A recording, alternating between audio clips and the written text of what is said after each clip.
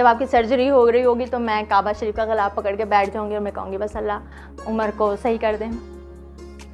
तो मैं चाहती थी कि मैं सऊदी अरब का वीज़ा मगर थोड़ी सी वही प्रॉब्लम कि उनकी फ़र्स्ट फैमिली, उनके बेटा, क्योंकि ज़ाहिर है आप जवान बेटा था, ये पाकिस्तान है, ये दूसरे और मुल्कों में तो बीवी के ज़्यादा राइट्स हैं, बीवी की इजाज़त के बगैर कुछ हो नहीं सकता, बट ये पाकिस्तान है, यहाँ पे बेटा खड़ा हो गया कि नहीं मैं अमेरिका के अलावा कहीं जाने की इजाज़त नहीं दूंगा। उसकी वजह से मुझे काफ़ी प्रॉब्लम हुई। अगर मैं, क्योंकि मुझे एडीसी ने पूछा कि वज़ीर आज़म पूछ रहे हैं कि आप क्या चाहती हैं, तो मेरा ये था कि मुझे सऊदी अरब का वीज़ा चाहिए और मुझे कुछ भी नहीं चाहिए। लेकिन अब बात बढ़ चुकी थी, फैमिली मुझ पर प्रेशर डाल रही थी। फिर मुझे सबने समझाया कि ज़रीन अगर हमें इस टाइम लड़ना नहीं है और हमें इस टाइम वो करना है कि अल्लाह ना करे अगर आप सऊदी अरब लेके जाती हैं और कुछ हो जाता है तो आप पे सारा इल्ज़ाम आएगा कि हम अमेरिका भेजना चाहते थे और ये सऊदी अरब ले गई। तो फिर मुझे उस बात को मानना पड़ा और मुझे पाकिस्तान गवर्नमेंट से अमेरिका के वीज़े मांगने पड़े। अब अमेरिका के वीज़ों के लिए मुझे 4 दिन लग गए, कौंसलेट जनरल वगैरह सब मिले, क्योंकि ऐसे कोई प्रॉब्लम नहीं थी। अल्हम्दुलिल्लाह उमर इतना अमेरिका, मतलब मैं ख़ुद भी 2003 से हर साल अमेरिका जाती हूँ, तो मेरे 5-5 साल के वीज़े भी लगे हुए हैं, मेरे P3 वर्क पर मेरे वीज़े लगे हुए, तो सोचो उमर के कितने वीज़े लगे होंगे। और 2 दफ़ा उन्हें ऑनरेबल सिटीजनशिप मिल चुकी है, शिकागो के मेयर से भी और ह्यूस्टन के मेयर से भी। तो मगर पाकिस्तानी थे उमर, तो उमर चाहते थे कि वो एक पासपोर्ट ही रहे, तो उस वीज़े की एक बहुत अहमियत थी मेरे लिए। मैंने कहा चलें ये वीज़ा मुझे मिल जाए, मगर उसमें 4 दिन लगे। उसमें क्या हुआ कि डॉक्टर ने हमें कहा कि अब ये इतना लॉन्ग जो है ना सफ़र नहीं कर सकेंगे, तो आपको एयर एम्बुलेंस में लेके जाना होगा। अब मैंने जब हॉस्पिटल से पता किया तो उन्होंने कहा जी हमारे पास एयर एम्बुलेंस तो क्या, हमारे पास तो रोड की एम्बुलेंस नहीं है, उसके अलावा पाकिस्तान में कोई भी एयर एम्बुलेंस है ही नहीं। ये मुझे उस दिन पता चला। एक ईदी साहब की एक एम्बुलेंस होती थी, बट वो भी डोमेस्टिक वो होती थी और वो भी बंद हो चुकी थी। तो मुझे समझ भी नहीं आया कि मैं सब मतलब कहाँ से फिर एयर एम्बुलेंस मिलेगी, क्या होगा, कैसे करते हैं, कहाँ किससे बात करते हैं। तो फिर मुख्तलिफ कंट्रीज़ को कांटेक्ट करने की कोशिश की, जिसमें ऑस्ट्रेलिया, इस्तांबुल, तुर्की वगैरह सब जगह मैं कांटेक्ट कर रही थी, क्योंकि जो मुझे समझ में आता था मैं करती थी। अच्छा, उसमें मैं सऊदी अरब उमर को ले जाना चाहती थी, लेकिन मेरे एक दिल में एक बात थी कि मुझे पता नहीं क्यों लगता था कि जैसे मैंने कहीं पढ़ा है या कुछ है कि इंडिया में भी शायद ये ट्रीटमेंट होता है। तो मेरी सबसे ज़्यादा ख्वाहिश ये थी कि उमर इंडिया जाए, क्योंकि इंडिया में जितने भी आप सुपरस्टार जिनके आप दुनिया फ़ैन है ना, वो सारे स्टार उमर शरीफ के फ़ैन थे। उसमें चाहे शाहरुख खान, चाहे आमिर खान, चाहे सलमान खान, चाहे अक्षय, ये वो लोग हैं। इन आर्टिस्टों को मैंने देखा है कि अगर उमर शरीफ बैठे हैं ना, तो ये उमर शरीफ के सामने बैठते भी नहीं थे। ये उमर को इतनी मोहब्बत करते हैं, इतनी रिस्पेक्ट करते हैं। तो मुझे मेरे दिल में था कि मैं किसी एक आर्टिस्ट को भी कॉल करूँगी तो सब अच्छा अरेंजमेंट हो जाएगा। और इत्तेफाक ये देखें कि मुझे इंडिया के एक डॉक्टर से मैसेज आ गया और उन्होंने मुझे लिखा कि मैं ये ट्रीटमेंट करता हूँ, मैं क्लिपिंग करता हूँ, आप इनको इंडिया लेके आ जाएं, और अगर आप इनको नहीं ला सकती तो आप हमें इजाज़त दें, हमारे हॉस्पिटल हमारे प्राइम मिनिस्टर से बात करेगा और हमारा प्राइम मिनिस्टर आपके प्राइम मिनिस्टर से बात करेगा और हम उमर शरीफ को यहाँ से खुद लेके जाएंगे। मेरे लिए इससे बढ़ के बात ये कोई नहीं थी और मैं इसके लिए बहुत राज़ी थी। मगर फिर वही मसला कि अमेरिका ही जाना है और इसका मुझ पे प्रेशर था। मैं इंडिया ले जाना चाहती थी, 2.5-3 घंटे की फ़्लाइट है, या सऊदी अरब, लेकिन इंडिया का ज़्यादा मेरा था कि वहाँ पे ज़्यादा अच्छी उनकी टेक केयर हो सकेगी, सब प्यार करते हैं, पूरा मुल्क ही उनसे बहुत प्यार करता है। लेकिन मैं नहीं कर सकी। और इस अमेरिका के अरेंजमेंट में और एयर एम्बुलेंस अरेंज करने में, उनसे डील होने में, फिर ये कि आप इतनी बड़ी रकम, क्योंकि एयर एम्बुलेंस का खर्चा था 4 करोड़, वो कोई भी नहीं एकदम से दे सकता, एक दिन में कैसे दे सकते हैं। और गवर्नमेंट यहाँ से पाकिस्तान से पैसे ट्रांसफ़र भी नहीं कर सकते, वो एक अलग फिर एडीसी से मेरी वज़ीर आज़म की बात हुई, फिर स्टेट बैंक से बात हुई। उस टाइम तक सिंध गवर्नमेंट ने अनाउंस कर दिया कि हम एयर एम्बुलेंस का वो देंगे। तो वो एयर एम्बुलेंस के पैसे की फिर उसमें एक दिन लग गया, क्योंकि यहाँ से ट्रांसफ़र होने में स्टेट बैंक की तरफ से इजाज़त मिली गई। डॉलर्स में आपको पता है यहाँ से दे नहीं सकते, पैसे भेज नहीं सकते बाहर। वो करते करते में क्या हुआ कि 15 दिन उमर को कराची में ही हो गए। और उसमें क्या हुआ कि उनकी तबीयत ख़राब हुई, उनको डॉक्टर्स को उमर का डायलिसिस करना पड़ा, जिसकी वजह से वो उनकी ब्लड प्रेशर लो कर गया। तो डॉक्टर ने हमें कहा कि अब ये ट्रैवल नहीं कर सकते। उधर एयर एम्बुलेंस आ रही थी, तो उन्होंने कहा अब हम इनको इजाज़त नहीं देंगे तो इतनी ये दूर जाएं। तो मैंने कहा मैं बहुत रो रही थी, मैं बहुत परेशान थी। सब मीडिया में मैं कुछ बोल नहीं सकती थी उस टाइम, लेकिन सबके साथ मैंने कहा मैं एक आखिरी कोशिश करती हूँ, मैं वज़ीर आज़म से बात करती हूँ कि ठीक है आप मुझे इंडिया का वीज़ा लगवा दें, मुझे इंडिया का वीज़ा दे दें, मैं इनको इंडिया ले जाती। मगर उमर की फर्स्ट फैमिली ने, उनके बेटे ने एयर एम्बुलेंस पे 100% रिस्क पे सिग्नेचर कर दिया और उनका नहीं, अमेरिका ही जाएंगे।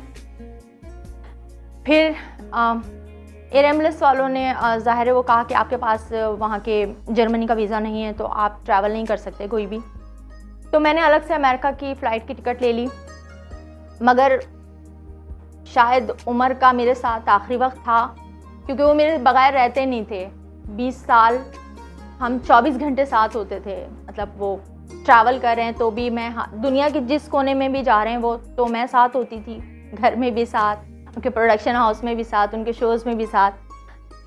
तो वो नहीं चाहते थे कि मैं वो अकेले जाएं, और अल्लाह की तरफ से फिर इजाज़त मिल गई।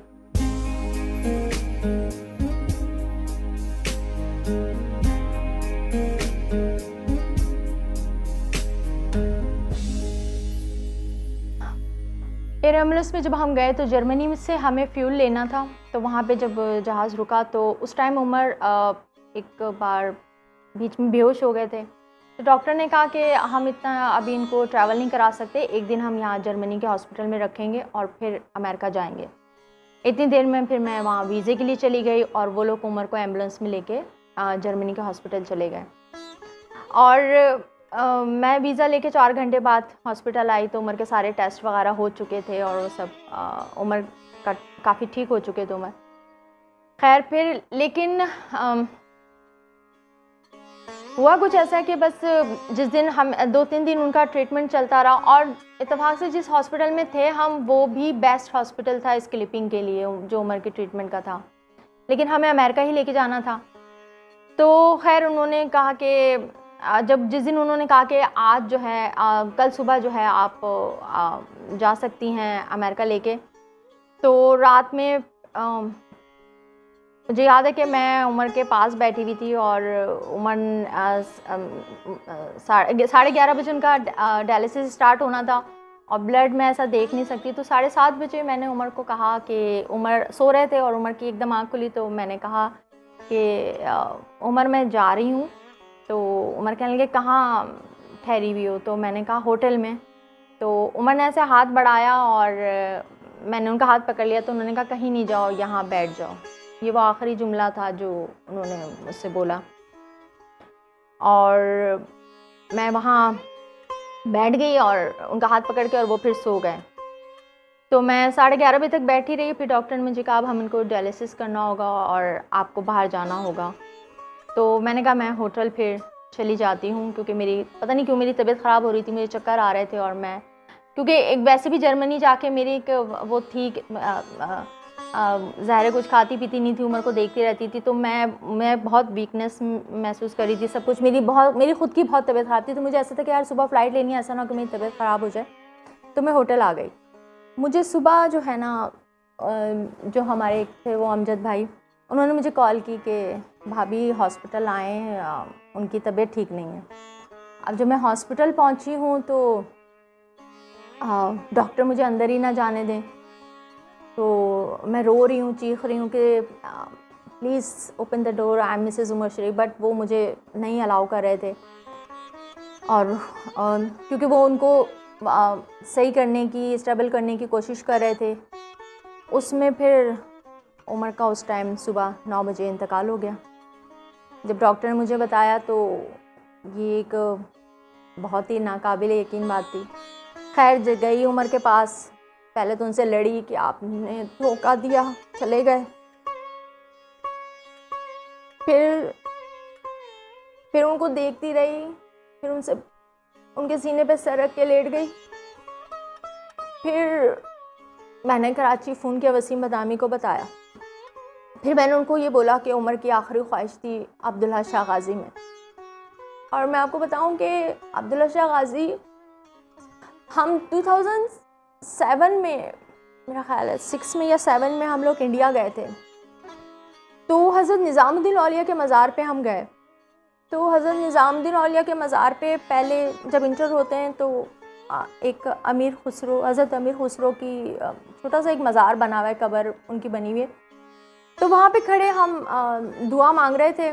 तो उमर मुझे बता रहे थे, क्योंकि मुझे इतना इन चीज़ों का नहीं पता, तो उमर मुझे अमीर खुसरो के बारे में बता रहे थे और उनसे हज़रत निज़ामुद्दीन औलिया का रिश्ता बता रहे थे। फिर उमर ने कहा कि देखो, जब जो आता है ना यहाँ, पहले वो हज़रत अमीर खुसरो उनके पे दुआ मांगता है और उसके बाद वो हज़रत निज़ामुद्दीन औलिया के पास जाता है। तो देखना एक वक्त आएगा जब मैं इस दुनिया में नहीं हूँगा तो लोग पहले मेरी कब्र पे आएंगे और फिर अब्दुल्ला शाह गाज़ी पे जाएंगे। ये उमर ने 15 साल पहले ये बात की थी। और इंतकाल से एक रमज़ान पहले ही 27वीं शब को उमर ने मुझे कहा था कि ज़रीन अब मैं मर जाऊँगा।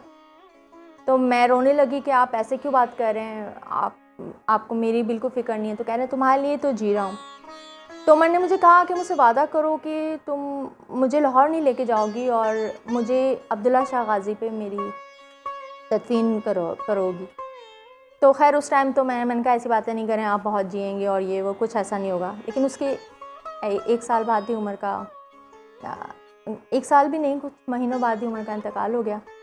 तो वो जब मैं उमर के सीने पे सर रख के लेटी थी और मैं सोच रही थी कि क्या करूं, तो मैं चाहती ये थी कि मैं उमर को लाहौर लेके जाऊं, क्योंकि लाहौर में उनकी अम्मी की कब्र और उनकी बेटी की कब्र साथ साथ है। तो मेरे जहन में एक था कि उमर अपनी अम्मी से भी बहुत मोहब्बत करते थे और अपनी बेटी से भी बेतहाशा प्यार करते थे। तो मुझे था कि उमर को वहाँ जाना चाहिए।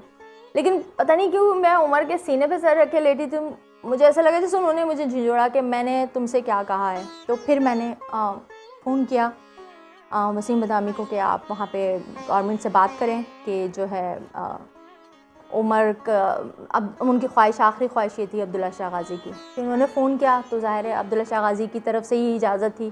तो 1 घंटे में ही उनको इजाज़त मिल गई और फिर मैं उन्हें कराची लेके आई।